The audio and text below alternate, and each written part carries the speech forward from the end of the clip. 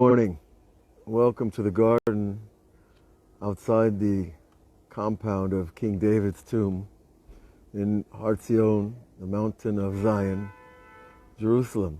I'm Avraham Shira. A few thoughts I think are worth sharing about genealogy, soul connection, yichus as they call it in the religious world. There's a great deal of talk about being from the seed of King David, from the family back thousands of years. People still guard their yichus, their genealogical tree, their connection to the great soul. And of course this is something very common in the religious world. And people hold on dearly to their family tree. And genealogy in general is a very interesting subject for people. Why is that, do you think? What am I looking for when I want to know who my ancestors were? Why do I want to know if I was a descendant of a descendant of a descendant 10,000 times back to King David? Why is that important to us? How does that help me be a better human being? Well, first of all, King Solomon said that B'nai Banim, the grandchildren, Tiferet Avutam, the crown of the grandchildren is the crown of the grandfather is his grandchildren. There's a crown associated with a glory, a personal dignity, a prize, a sense of achievement when you have grandchildren, a sense of completion. You're giving over something to the next and the next generation. But is that enough for a person to brag about his genealogy? To let people know that you're from someone famous? Well, the implication, of course, is that I'm better, that you're better, that I'm special, that you're special, if I came from illustrious antecedents. Is it true? Well, if we look at the genetic transmission of human traits in a purely scientific, biological way, it would seem to be some amount of truth that children do receive from the great qualities of their parents and grandparents. But it's not a hard, fast rule. It's not a hard science. Because there are many, many children from great people that didn't turn out so great. And then there are many great people who came from parents who, well, they weren't so great. So these, as we call this in psychology or in sociology, it's the soft science. These are the general trends or patterns. So when I brag about where I'm from, somebody does, what they're bragging about is a trend. It's a little less solid ground, My grandfather was great, so therefore I'm great. Remember that, but it's a joke. Because it doesn't prove anything except that you had a nice deal of cards at the beginning of the game of this lifetime. If every gene is a card, what's your hand? Are you playing a royal flush? Well, some people think that. Some people are looking for the genes that came from King David.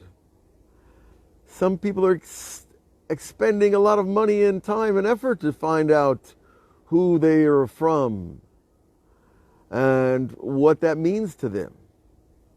But what we're really looking for, folks, let's be honest, what we're looking for is self-esteem. We're looking for self-identity. Who am I? Well, I'm a child of that guy. Well, what kind of identity is that? Does anybody walk around with in their life saying, I'm his son, I'm his grandson? It doesn't really speak much about what I've done in this world. It just means I was given a good hand at the beginning of the game. But the search for identity is real. It is very important. Because if I don't know who I am, how can I strengthen myself into who I can become? Why was I put here? Who am I in terms of my life mission? What I'm here to accomplish? That is a very important question. Who do you want to be? You know, when they put you 6 feet under, who do you want to be remembered for? You know, you always hear these, they throw out this word legacy in the news all the time. When someone has reached the pinnacle of some type of human endeavor, they're the wealthiest, the most powerful, the greatest basketball player, whatever life engagement you had, the last thing they talk about is your legacy. Now, it's a great legacy that you scored the most points or you kicked the most goals. And maybe that you left behind a lot of money for other people. Those aren't bad things. But is that really what a legacy is about?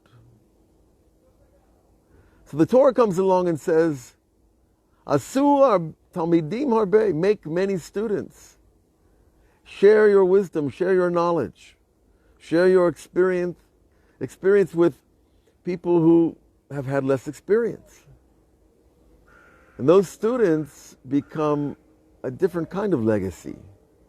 It's a living legacy. Now, if you scored a lot of basketball points and there's a lot of highlight films and students study you, then they'll become better basketball players and they'll score a lot of points. And so on and so forth. But when the Torah comes along and says, folks, the only thing that lasts is our Torah and our good deeds, our prayers, what we've learned and what we've taught, and what we've given to humanity in terms of positive influence. Now, it doesn't mean that we're not here to inspire others. I've been inspired by many people. And I have a debt to every one of them on the search of identity. But at the end of the identity, at the end of the genetic chain, from Adam to King David to Mashiach, Messiah, there's still only one true identity. The ultimate identity is the true I that created the universe. So when you use the word I, maybe think first whose position, whose platform you're talking from. I. Who is the I that is talking? The accumulation of my good deeds? Or maybe an accumulation of other things we're not so proud of. You know, in all the recorded videos and writings of the Lubavitcher Rebbe, I don't think I've ever seen him use the word I. Rabbi Menachem Mendel Schneerson, I don't believe I heard the word I come out of his mouth. Was that just a linguistic trick, a lexicographical choice? I doubt it. But when your mind is so focused on your task, you disappear into your task. You disappear into your mission. And you realize how small and frail the personal identity is compared to the great identity of the universe, the Creator Himself, the Creator itself, herself. Those are all identities. When we start with gender, we're already talking about a vessel. But the greatest identity of all is the one that you cannot grasp. The only traits that we really know about God is that He is infinite and ungraspable. That He is eternal. That's an interesting word. we can work that later. But when you're infinite and eternal, there is nothing to hold on to of this human frame. And when we allow ourselves to step into God's identity, not that we are Him, has v'shalom, but rather our true identity is drawn from there. That I'm a Jew, that I'm a Torah Jew, or trying to be. Those are also labels. The Lubavitch Rebbe said that titles were for jeans, you know. If you want to label something, put it on a pair of jeans. Ay, ay, ay, folks. These ideas are subtle, but they're valuable. Because everybody, when you're young, I remember being 17 and asking over and over, who am I? What am I? What am I here to do? What's my mission? And I asked that question a long time. And young people are still asking that question. And even if they don't want to ask it, it's there in the back of their mind. And maybe you're 60 or 70 or 80 and you're still asking the question. I'm not sure. But I know at the end of the search, there is only the true I. We all should be blessed to be attached to the true I and be an instrument of His goodwill in this world. God bless you all in the name of King David, in the name of all the great ones that came before us and all the great ones that are with us now and all the great ones in the future. They all attach themselves to the true I of creation.